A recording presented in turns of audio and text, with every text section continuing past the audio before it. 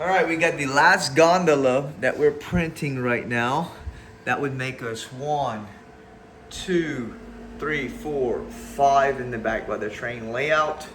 So I got the last one printing so I can move forward to printing other stuff for the layout. Stuff that's useful, stuff that I can make progress with, okay?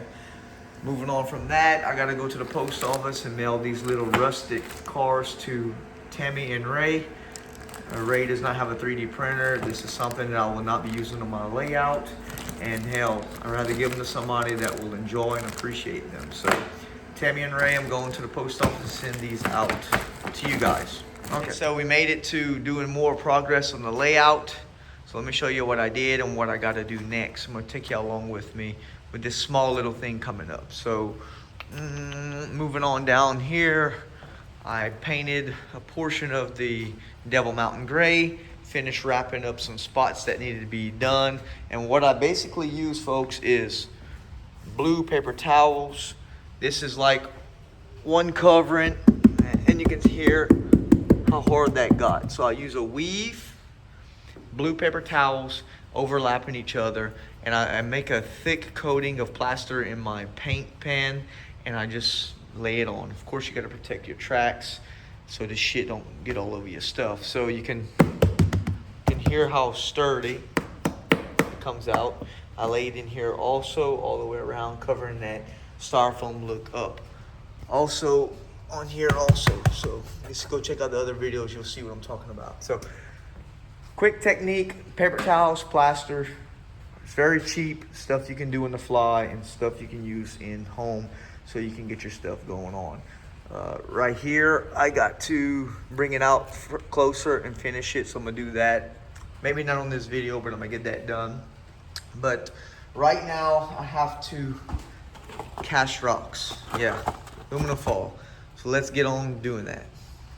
All right, so I got my bucket. I put about 4 cups of web patch. It's like a plaster, okay, or Paris of plaster. 4 cups of Paris of plaster. And I dilute it so that it's runny, and it's the consistency of a little bit thicker than milk. Something like a watered down milkshake, okay? So that's the way I like to do my stuff with that. And it works well like that, okay? We got it stirred up, ready to start pouring. So before I pour, I'm gonna show you what I'm doing.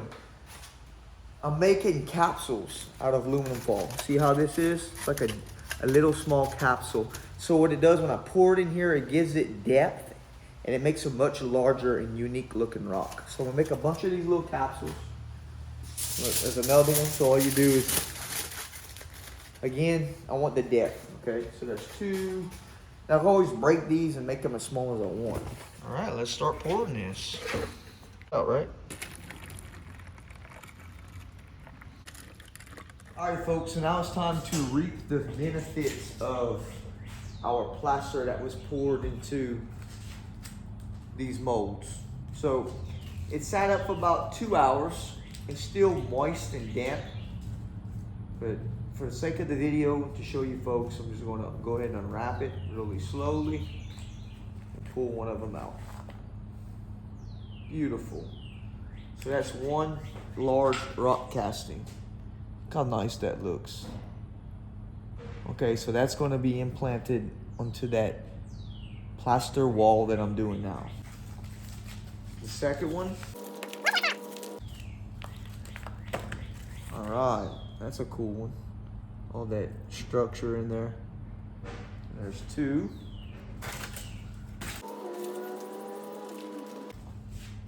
Wow, it's a heavy one. Very large. Okay.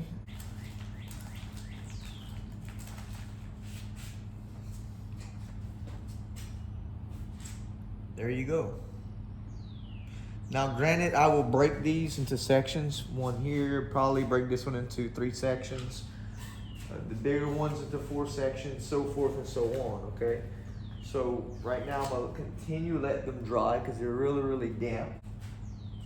Okay, so before we head on out, before I end the video, the stuff that was in the bottom of this that leaked out of the foil, It was just random in there with the foil. These are the pieces. You can see that I put them to use onto the mountain. Okay, these pieces laid from this end to this end was just pieces I did not intend to use, but hell, I went with it. Look at that. Looks like jagged broke rock.